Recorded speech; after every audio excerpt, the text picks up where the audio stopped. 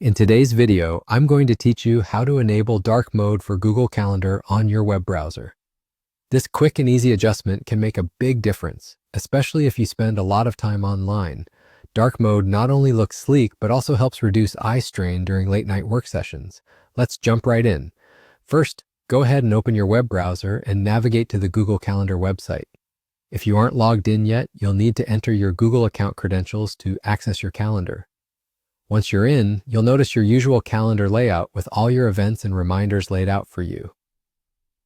Now let's direct our attention to the top right corner of your screen. Here you'll see a gear icon which represents your settings menu. Click on the gear icon and a drop-down list will appear. From this list, look for and select the option aptly called Appearance.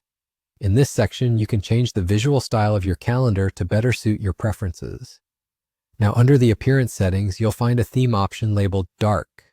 Simply click on this option to activate dark mode. You'll immediately see your calendar's background and interface shift to those darker tones, giving it that modern, comfortable look. Aside from looking aesthetically pleasing, dark mode brings practical benefits. It can be easier on your eyes, especially in low light situations, and on devices with OLED screens, it may even help preserve battery life. So it's more than just a style choice, it's a functional one too. Once you've made your selection, don't forget to click Done to save these changes. It's a crucial step because if you skip it, your settings might not stick and you'd find your calendar reverting back to the default theme when you log in next time. And there you have it, your Google Calendar is now comfortably draped in dark mode on the web. A small change, but one that can have a significant impact, enhancing both your comfort and visual clarity as you manage your schedule. And if you ever feel like switching back to the light theme, simply revisit the same settings and choose the default appearance again. It's just as easy as that.